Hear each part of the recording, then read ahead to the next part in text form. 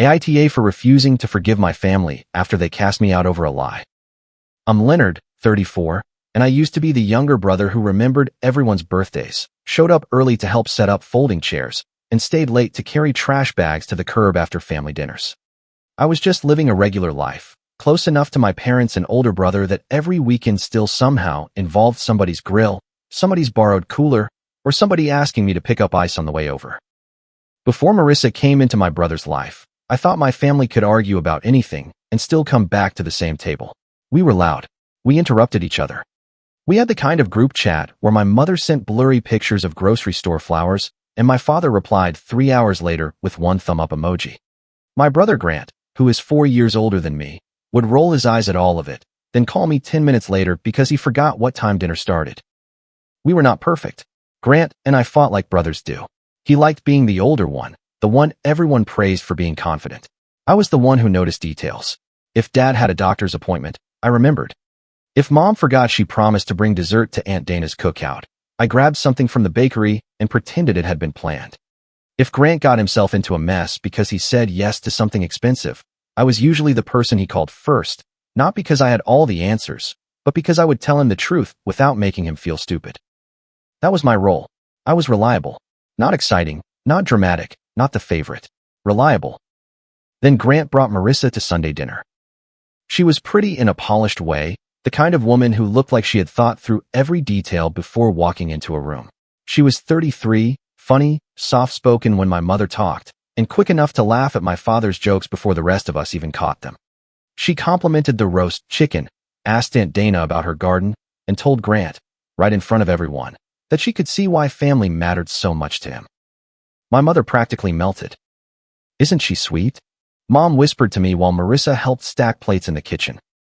"She seems nice," I said. And at the time, I meant it. After that first dinner, Marissa sent my mother a handwritten thank you card. Not a text, an actual card. Mom showed it to all of us like Marissa had donated a kidney. "She has manners," Mom said.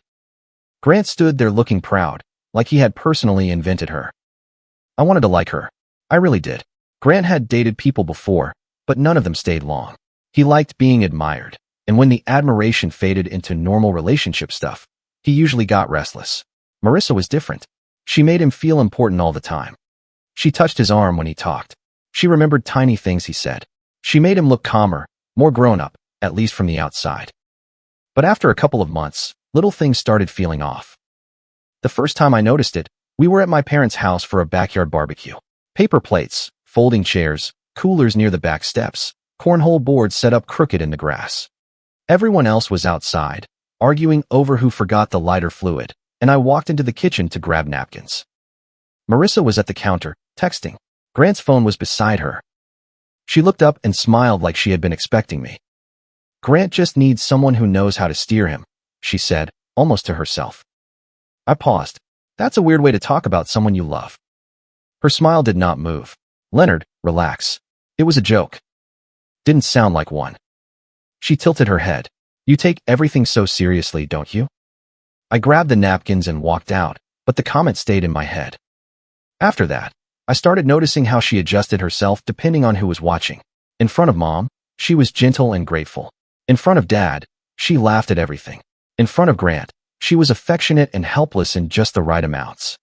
But when she thought no one important was listening, she could be sharp.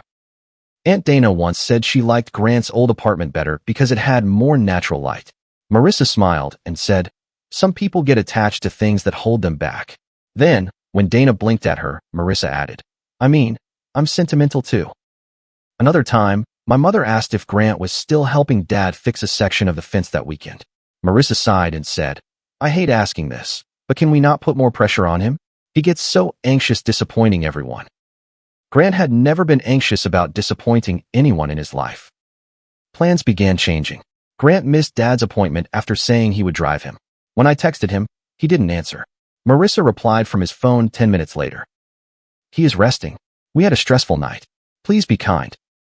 I stared at that message for a long time. Then I called Mom. "Did Grant say why he bailed?" I asked. Mom sighed. "Leonard, try not to make this bigger. Marissa says he's overwhelmed." Overwhelmed by what? By everyone expecting him to be available all the time. Mom, he promised Dad. She's sensitive, Mom said. You can be intense without realizing it.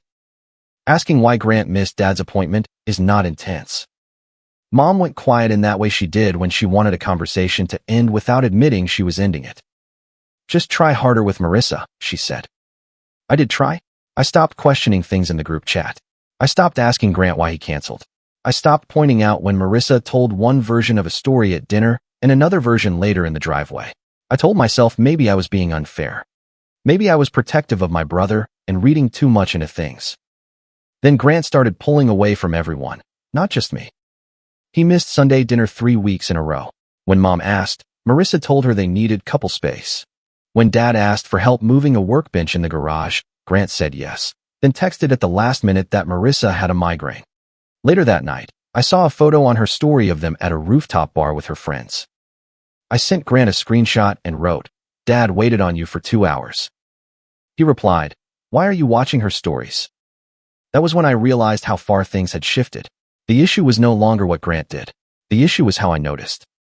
A few nights later, after another tense family dinner, I caught Grant alone in the driveway. Marissa was inside helping Mom pack leftovers, and Dad was pretending to organize tools in the garage so he wouldn't have to participate in whatever conversation he sensed coming. I kept my voice low. I'm not telling you who to love, I said. I'm telling you she says different things depending on who's listening. She's putting herself between you and everyone else. Grant's face hardened before I even finished. You cannot stand that I'm building a life without needing your approval. That is not what this is. It is exactly what this is. Grant, listen to me. I'm not calling her evil. I'm saying something feels wrong. He laughed, but it had no humor in it. You think because you remember birthdays and fix Mom's printer, that makes you the judge of everyone? No, it makes me someone who knows you. His eyes flicked toward the house, where Marissa had appeared behind the glass door. She wasn't close enough to hear us, but she was watching. Grant lowered his voice. Back off my relationship. I did. That was my mistake, or maybe it was the only move I had. I thought if I stopped pushing, things would settle. Instead, Marissa filled the silence. She started telling Mom I made her uncomfortable. Not in one big accusation at first, just little comments. I always feel like Leonard is studying me. I know he doesn't mean it, but his energy is a lot. I hate being the reason there's tension. I'm not asking anyone to choose. That last one should have scared me more than it did. By the time Grant announced he was going to propose, my family had already started handling me like a problem. Mom reminded me twice not to make any comments. Dad told me to let Grant have his moment. Aunt Dana said, just smile and keep it light. I remember thinking, why is everyone preparing me not to ruin something I was never going to ruin? The engagement dinner was in my parents' backyard. It was supposed to be casual, but Mom had ironed the tablecloths and put little battery candles in jars like we were hosting royalty. There were coolers by the fence, paper lanterns over the patio, and more folding chairs than people. Grant proposed before dinner. Marissa cried. Mom cried harder. Everyone clapped. I clapped too. I was careful the entire night. I stayed near Owen for most of it. Owen was my best friend, and he had known my family long enough to understand their weird rhythms. He leaned against the fence with a soda in his hand and watched Marissa work the yard. She's good, he said quietly. At what? At making every conversation end with someone comforting her. I glanced at him. He shrugged. I'm just saying. Later, I went around the side of the house to take a call from a friend who couldn't make it. It was loud in the yard, and the side gate area was quieter. I ended the call after maybe 2 minutes and turned around. Marissa was standing between me and the path back to the patio. Not blocking me in some dramatic way, just standing there, arms folded, face calm. You're the only one who still thinks Grant listens to you, she said. I took one step back, keeping space between us. I'm not doing this with you. You are the last loose thread. My stomach went cold. Do not speak to me alone again, I said. She smiled faintly. Perfect. Say that louder later. I did not answer.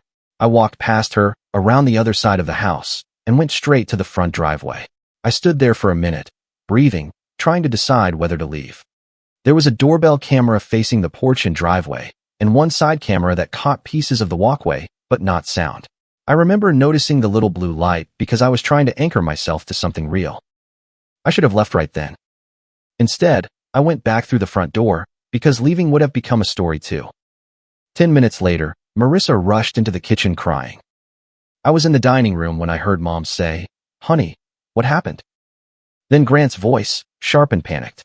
"Marissa?" I walked toward the kitchen and saw her folded against my mother, face buried in Mom's shoulder. Grant had his hand on her back. Aunt Dana stood near the sink, pale. Dad was by the fridge, silent. Marissa looked up just enough to point at me. "He cornered me," she said. The room went still. "What?" I said.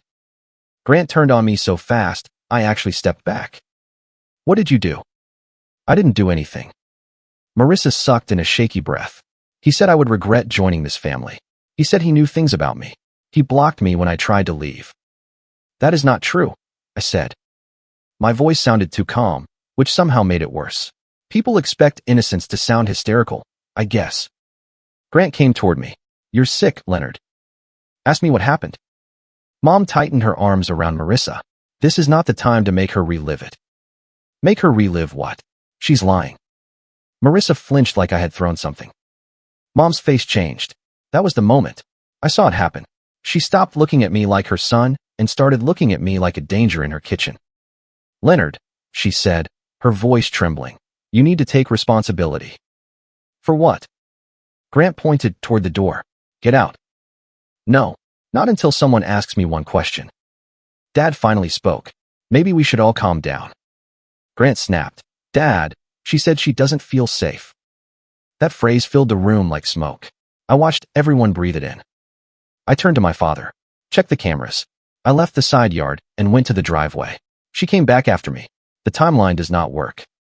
Dad looked toward the hallway, toward the little monitor where he sometimes checked camera alerts. Then he looked at Mom holding Marissa, Grant shaking with anger, and Aunt Dana staring at the counter. He did nothing.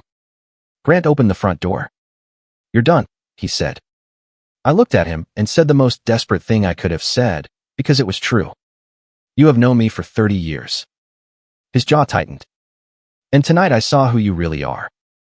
I left with everyone watching. The group chat execution started before I reached my apartment. The chat was called The Crew because Grant named it years earlier after some stupid family movie night joke. My phone buzzed at a red light.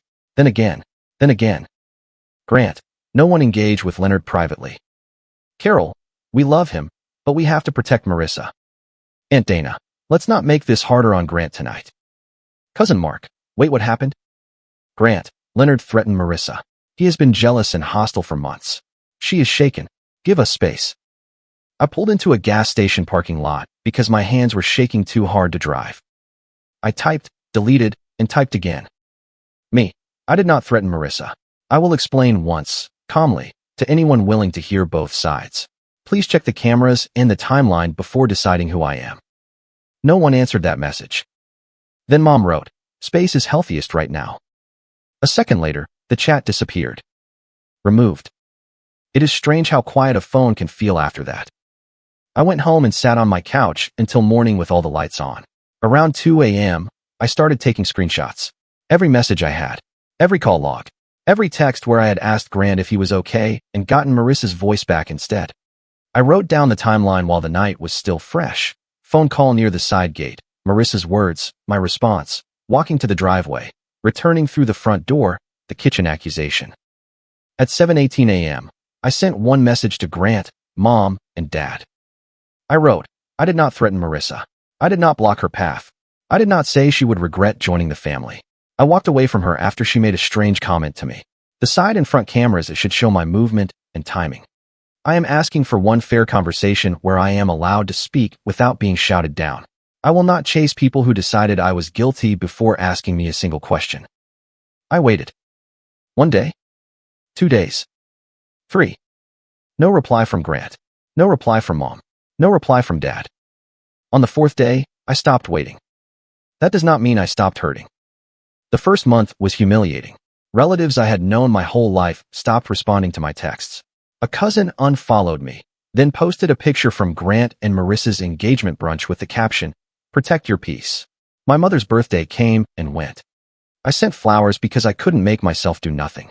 She texted, "Thank you," and nothing else. Grant sent me one message 2 months later. "Stay away from the wedding planning. Do not contact Marissa. Do not make this worse. I wrote back, I have not contacted Marissa once. I would like my brother to ask why. He did not answer. That was the year I learned grief can happen while everyone is still alive. I was not invited to Thanksgiving. Mom told a relative I was taking space. I spent that Thanksgiving at a diner with Owen because he refused to let me sit alone in my apartment eating cereal. He ordered too much pie, slid one plate across the table, and said, "You are not hard to love. They are just committed to the story they bought." I laughed because I didn't want to cry in public. The next spring, Grant and Marissa got married. I found out from social media. Their wedding album showed a long family table with white flowers and gold candles. There was a photo of Grant with all the groomsmen, one of Marissa with my mother, one of my father giving a toast with his hand in his pocket like he always did when he was nervous. Then I saw the picture that broke something small and final in me. My seat, the one that would have been mine at any other family wedding, was filled by a cousin's date. Some guy I had never met, smiling with a glass of champagne in his hand. I closed the laptop and threw up in my bathroom. After that, I started building the folder. At first, it was not revenge. It was survival. I needed proof that I had not imagined the whole thing. I made sections: timeline, group chat screenshots, family messages, event exclusions, financial and legal notes, Marissa contact avoidance. I backed it up to cloud storage and an external drive Owen gave me. "You're not making revenge your whole life, right?" Owen asked when he dropped it off. "No," I said. "Good. Because I support documentation. I do not support letting these people rent your brain forever." I got one legal consultation. Nothing dramatic. No lawsuit, no courtroom fantasy. I just wanted to know what to do if Marissa or Grant spread the accusation in a way that damaged my reputation. The attorney told me to keep records, avoid private contact, and put denials in writing when necessary. So I did. Then I tried to live. I met Maya at a friend's game night almost a year after the accusation. She was 32, calm in a way that did not feel fake, with the kind of humor that landed softly and then hit you 10 seconds later. She noticed things, but not like Marissa did. Maya noticed whether someone's laugh changed when a topic hurt. She noticed when I stopped talking after a group chat notification lit up my phone. On our third date, I over-explained why I didn't talk to my family much. I gave the safest version: family conflict, false accusation, estrangement. Maya listened without interrupting. When I finished, I said, "I know that sounds like there has to be more to it." She stirred her coffee and said, "There probably is more to it. That doesn't mean more bad things about you." I didn't know what to do with that. Months later, when I told her the full story, I expected the questions everyone else never asked. Why would Marissa lie? Why would your whole family believe her? Are you sure you didn't say something that scared her? Maya only asked, "What did you need from them that night?" I said, "One person to say, 'Let him speak.'" She reached across the table and took my hand. "Believing you was never hard," she said. That almost hurt more than disbelief. Maya's people took me in slowly, without making a project out of me. Her brother texted me, "Drive safe," after a storm. Her mother remembered I liked coffee with cinnamon. At Christmas, they put my name on a stocking like it was normal. No speech, no pity. Just Leonard, written in red marker, hanging beside everyone else. I stood in that living room staring at it until Maya nudged me with her shoulder. "You okay?" "I don't know what to do with being included this easily." "Start by eating before the food gets cold." So I did. For years past. I stopped checking Marissa's profile. I stopped searching for myself in the background of family photos I was not in. I stopped imagining what I would say if they came back. Sometimes my mother texted on holidays, vague little messages like, "Thinking of you today," or "Hope you are well." I answered politely if I answered at all. Grant never reached out. Then one Thursday night, my phone started buzzing while Maya and I were making dinner. First Mom. Then Dad. Then Aunt Dana. Then a cousin I had not heard from in 3 years. Then Grant. The calls came stacked, one after another, like my phone had been dropped into the old family panic machine. I stared at the screen until Maya turned the stove burner down. "Do you want me to read them?" she asked. "Not yet." A voicemail appeared from Mom. I put it on speaker. "Leonard, honey, please call me. We know more now. I know that sounds terrible. I just need to hear your voice. Please. We made mistakes. Family makes mistakes, and I need my son." I laughed once. It came out ugly. Maya said nothing. A text from Grant followed. I know I have no right to ask, but I need to talk to you. She lied. About you. About a lot. I read that sentence 5 times. Not because I was surprised Marissa lied. I had known that for 4 years. I was surprised that her lie had finally become inconvenient enough for them to name it. I did not answer that night. I ate dinner with Maya. Or tried to. My hands shook so badly I spilled rice on the counter. Maya cleaned it up without making me feel watched. Later, Owen came over because Maya called him, and he arrived with takeout none of us needed. So, he said, sitting at my kitchen table, the circus found your address again. I showed him the messages. He read them, jaw tight. Do not take a phone call, he said. I wasn't planning to. Good. They'll cry, you'll go numb, and by the end they'll have turned we destroyed your life for 4 years until we all went through a hard time. Maya nodded. Ask for writing. So I replied to Grant first. Send what you need to say in writing. I am not taking a phone call where everyone gets to cry and forget details. Then I sent the same thing to Mom and Dad. Mom replied 3 minutes later. Can we please not do this so coldly? I stared at that. Coldly. I typed. You removed me from the family by group chat. Written words seemed acceptable then. She did not reply. Grant sent a long email the next morning. I sat with Maya beside me and read it out loud. According to Grant, everything had started unraveling because Mom questioned 3 unexplained withdrawals from an account Grant and Marissa both used. Not tiny withdrawals either. Big enough that Mom noticed because Grant had asked my parents for help covering a repair bill the same week. Mom, who had spent years treating Marissa like a wounded bird, asked one careful question. Marissa turned on her. She said Carol was trying to control their marriage. She said Grant's family had always been toxic. She said she did not feel safe around people who monitored money. She told Grant maybe they needed distance from his parents for their own peace. Same language, same rhythm, same little match dropped into the same dry grass. But this time, Grant was tired, or suspicious, or maybe he finally heard the echo because the accusation was not pointed at me anymore. He went looking for financial records on an old shared tablet that had been sitting in a drawer in their house. The tablet was still logged into Marissa's old messaging account. Most of her messages had been deleted from her phone, but not everything had synced the way she thought. There were old messages to Kelsey, one of her former bridesmaids. Grant attached screenshots. I opened the first one and felt the room narrow. Marissa, he saw through me. I had to make him unsafe before he made Grant listen. Kelsey, you mean Leonard? Marissa, who else? He thinks truth matters more than timing. Another screenshot, dated the night of the engagement dinner. Marissa, Carol cries fast. Once she hugged me, it was over. Kelsey, that's dark LOL. Marissa, it worked. I stopped reading. Maya put one hand flat on my back.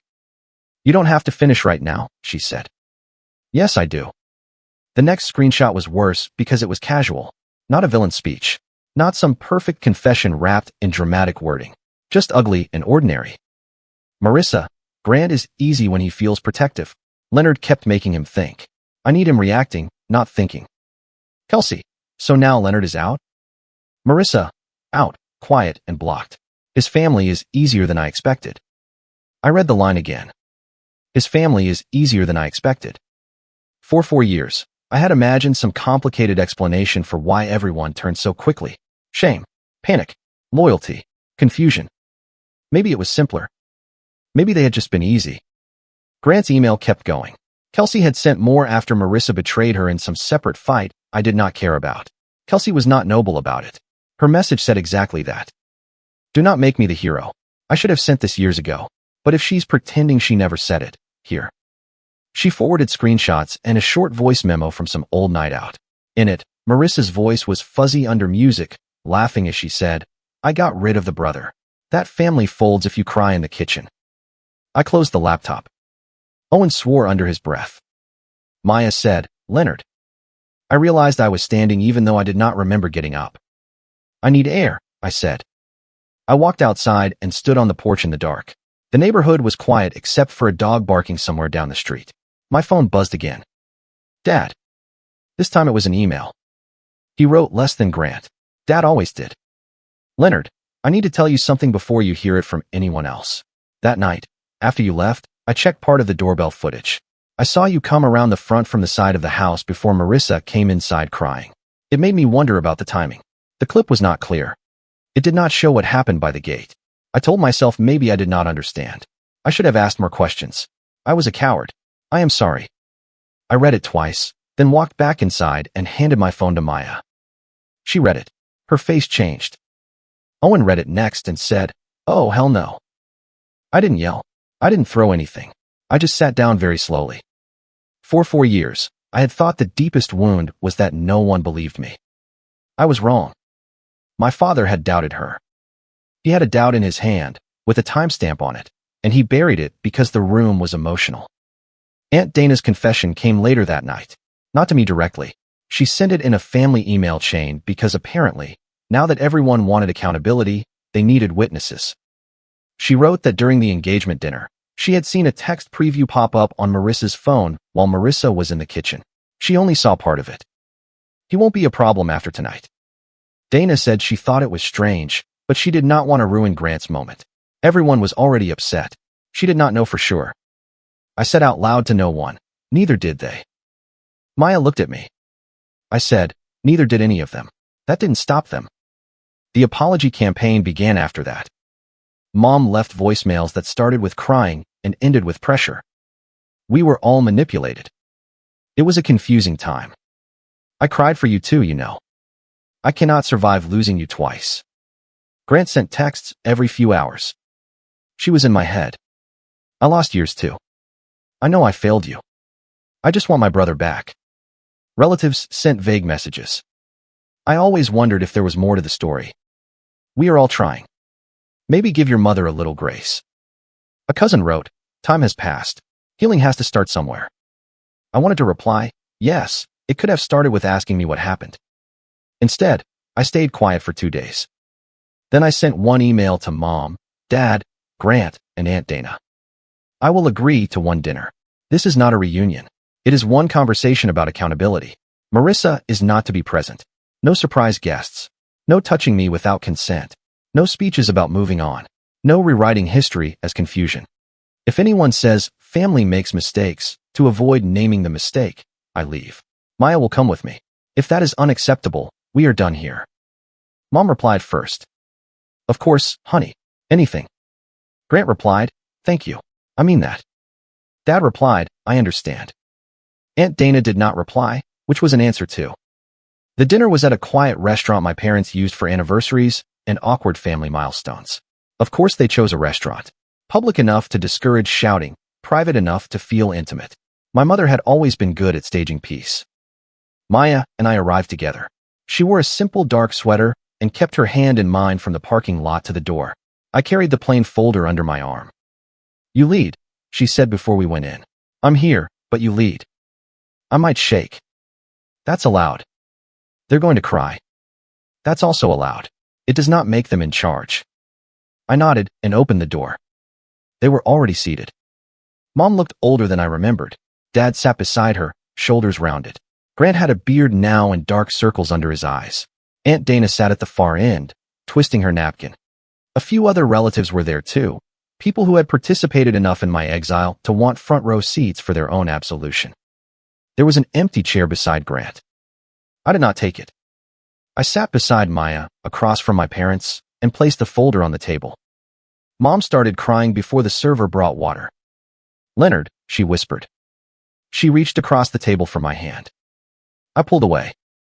Do not hug me because you feel guilty, I said. Her face crumpled. Grant leaned forward. Can we not start with files? I looked at him. That is exactly how you started with me. A claim, no evidence, and everyone acting like the verdict was obvious. He looked down. Mom pressed a napkin to her mouth. We finally know Marissa lied. I opened the folder. Good, I said. Then tonight should be easy. Start with what you did after you chose to believe her. No one spoke. It was almost impressive. For years of wanting me gone, a week of begging me back, and suddenly nobody knew where to begin. Mom tried first. We were trying to protect everyone. No, I said. Try again. She blinked. I am not asking for the version that makes you feel kind, I said. I am asking what you did. Dad closed his eyes. Mom's voice shook. I believed Marissa when she said you threatened her. And then, I told the family you needed space. You told the family I was unsafe. I didn't use that word. You let everyone else use it. She looked away. Grant swallowed hard. I cut you off. I turned to him. That is the soft version. His jaw worked. I told people not to talk to you, he said. And I said you were jealous. I said you had always been jealous. I slid one screenshot across the table. Read it. Grant stared at it like it might burn him.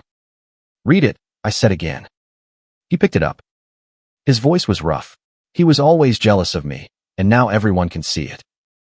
That was you in the crew chat at 10:42 p.m. the night of the accusation, I said. Do you still stand by that? No. Why did you stand by it then? I was angry. You were powerful, I said. There is a difference. Grant flinched. Aunt Dana made a small sound, like she wanted to object, but could not find a safe angle. I turned to her. You wrote, let's not make this harder on Grant. Do you remember that? She nodded. Harder on Grant, I repeated. Not harder on Marissa. Not harder on me. Grant, the man leading the charge. Dana's eyes filled. Everyone was already so upset. And you were worried about causing a scene. I only saw part of that text. I know. I did not know for sure.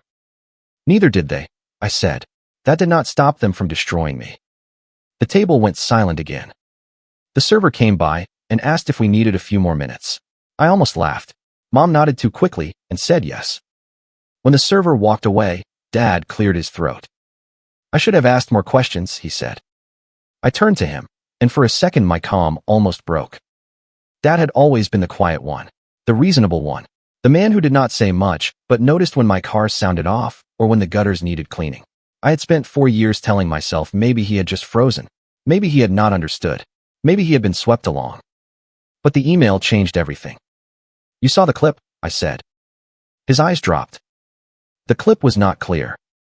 It was clear enough to make you doubt her timeline. Yes. And you said nothing. I thought I was keeping things from getting worse. I leaned back, nodding slowly. Worse for who? He did not answer. Because it got worse for me. It got worse when I spent Thanksgiving at a diner because my family decided a fair question was too much trouble. It got worse when Grant got married and my chair was filled by someone's date. It got worse every birthday when Mom sent nothing but silence and everyone pretended I had chosen exile. Mom started sobbing. I cried for you too, you know. I looked at her. I did not need you to cry for me. I needed you to ask me what happened. She covered her face. Dad whispered, I was a coward. Yes, I said. It was the hardest yes I had ever said. Grant rubbed both hands over his face. She fooled me, he said. Leonard, she was in my head. You think I don't know I screwed up? I lost years too. There it was. The pivot. The little door he wanted to open so he could walk through as another victim and stand beside me instead of across from me. I let him finish. My marriage is probably over, he said. She lied about money, about you, about friends, about everything. I don't even know what was real. I am sorry for what she did to you, I said. His eyes lifted, hopeful. Then I said, but she lied to you. You chose to punish me. His face folded. I was protecting my fiancée. You were protecting your ego, I said. I warned you once. Calmly. I named behavior. You turned that into jealousy because it felt better than wondering if I was right. Grant's voice cracked. I just want my brother back. I looked at him for a long moment. You wanted me gone when believing me would have cost you something. He had no answer for that. Mom leaned forward again, desperate. How long are you going to punish us? Maya's hand found my knee under the table, not stopping me, just reminding me I was not alone. I am not punishing you, I said. I am refusing to hand you the same power twice. Mom shook her head. Family makes mistakes.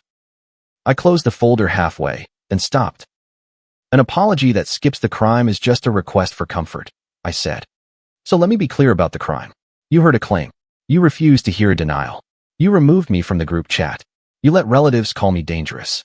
You excluded me from holidays, birthdays, a wedding, hospital visits, family photos, and every ordinary Sunday where I used to show up early and leave late. You did that for 4 years. Not one night. Not one mistake. For years of decisions. Nobody moved. I took out another page. This is the message I sent 3 days after the accusation, I said. The one none of you answered. I read it aloud. My old words sounded younger than I felt. I did not threaten Marissa. I did not block her path. I am asking for one fair conversation. My throat tightened around the last sentence.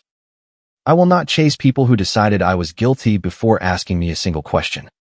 When I looked up, even Aunt Dana was crying. I felt nothing for her tears. That scared me a little, but not enough to take care of them. Carol whispered, "We didn't know." I shook my head. "No, you didn't want to know. There's a difference." Frank stared at the table. Grant said, "What do you want from us?" That was the first honest question anyone at that table had asked me in 4 years. I breathed in slowly. "I want the truth to stay named after I leave this room," I said. "Not a misunderstanding. Not a confusing time. Not, we were all manipulated." Marissa lied. Grant led the exile. Mom made it respectable. Dad and Dana had doubts and buried them. The rest of you chose comfort over curiosity. A cousin at the end of the table wiped her face and said, "Some of us didn't know what to believe." "You could have asked me." She nodded and looked down. Mom said, "Can we move forward from here?" "No." Her face went white. I continued, "You can start from here. That is different." Grant frowned like he did not understand. "You can email me if you want to take accountability in writing. You can ask for a mediated conversation later, maybe. You can tell the relatives who heard the lie exactly what you now know. You can stop calling this a family mistake and start calling it what it was. But you cannot start from son, brother, or family. You lost those shortcuts." Mom whispered, "I cannot survive losing you twice." "You did not lose me twice," I said. "You gave me away once and disliked where I landed." Maya looked down at the table. I knew that line hurt her too, because she had been one of the people who helped me land. I turned slightly so everyone could see her. "Maya is my family," I said. "Owen is my family. The people who saved me a plate, wrote my name on cards, texted drive safe, and believed me when believing me cost something. You are not walking back into the place they held for me when I had nobody from this table." Grant's voice was small. "So that's it?" "No," I said. "That is the beginning of consequences." I pulled cash from my wallet and placed it on the table, enough to cover anything Maya and I had ordered, which was almost nothing. Mom looked horrified. "Leonard, we invited you." "You invited me to forgive you," I said. "I am paying for myself." I stood. Maya stood with me. Dad started to rise, then stopped when he saw my face. "Please," he said, "just let me say I'm sorry." "You already did," I said. "Now live like you meant it." No one tried to hug me on the way out. That was the first respectful thing they did all night. Outside, the air was cold enough to sting my lungs. I made it to the car before my hands started shaking hard. Maya took the keys without making it a discussion. In the passenger seat, I stared at the restaurant windows. Through the glass, I could see my family still sitting there around a table meant to fix everything. "You okay?" Maya asked. "No." "Do you regret it?" I watched Grant put his face in his hands while Mom reached for him automatically. "No," I said. "I think I finally stopped standing where they left me." The aftermath was not clean. Marissa did not disappear in a dramatic puff of smoke. She denied the messages at first, then said they were taken out of context, then said Kelsey was bitter, then said Grant had invaded her privacy. But the pattern had finally become visible, and once people saw it, they could not unsee it. Grant moved into a short-term rental within 2 weeks. He texted me that legal disentanglement was going to be ugly. I did not ask for details. He sent one email titled, "What I Did," and for once, it was not about Marissa. He listed the messages he sent, the people he warned away from me, the wedding exclusion, and the years of silence. It was not perfect. It still had a few places where he tried to explain himself too much. But it was the first thing he had written that sounded like accountability instead of panic. I did not reply for 9 days. When I did, I wrote, "I received this. Keep going without requiring me to comfort you." Mom struggled more. She wanted emotional access. She wanted phone calls and a Sunday dinner and permission to send old pictures with captions like, "Remember when things were simple?" I told her once that if she sent nostalgia instead of accountability again, I would block her for a month. She sent a 3-page letter 2 weeks later. Parts of it were real. Parts of it were still about how much she suffered. I marked it up in my head like a school paper. Dad started therapy. He did not announce it to everyone. He just mentioned it in one email. I am learning that silence is not neutrality. I used it like a shield. It became a weapon in someone else's hand. That one stayed with me. Aunt Dana sent flowers to my apartment. I donated them to the front desk of Maya's building and emailed Dana that gifts were not accountability. She wrote back, "I understand." Maybe she did. Maybe she didn't. Either way, she was no longer invited into my private life. Some relatives got angry when quick forgiveness did not happen. One cousin messaged, "Can someone please tell Leonard we are trying?" Owen, who had somehow become even more protective after the dinner, said, "Do you want me to reply with a map to the last 4 years?" I told him no. He said, "Growth is boring." But he smiled when he said it. The next holiday came with rain tapping against the windows and Maya's kitchen smelling like garlic, butter, and whatever her mother insisted was not too much rosemary, even though it was absolutely too much rosemary. Owen was there, arguing with Maya's brother about football. Someone had saved me the corner seat because they knew I liked being able to see the room. A mug of coffee with cinnamon was waiting near my plate. My phone lit up while I was helping carry dishes to the table. "Mom, I hope today is peaceful. I know I have not earned a reply. I am thinking about what you said, and I am telling people the truth when they ask. I love you." I read it once. Then I turned the phone face down. Maya glanced at me. "You good?" I looked around the room. Owen was laughing. Maya's mother was waving a spoon at someone. My name was on a card near the dessert tray, written without ceremony, like I had always belonged there. "Yeah," I said. "I'm good." I did not hate my family. Hate would have kept me tied to them in a way they had not earned. I did not forgive them either, not in the clean, convenient way they wanted. The door was not locked forever, but it was narrow now. They would have to come through one at a time, empty-handed, without titles, without shortcuts, without asking me to pretend the damage was smaller because the truth finally arrived. Maybe one day they will earn a seat at my table. But they do not get to walk in and call it home just because the truth finally became useful to them. If you like the stories, don't forget to leave a comment and support the channel by subscribing. See you in the upcoming stories.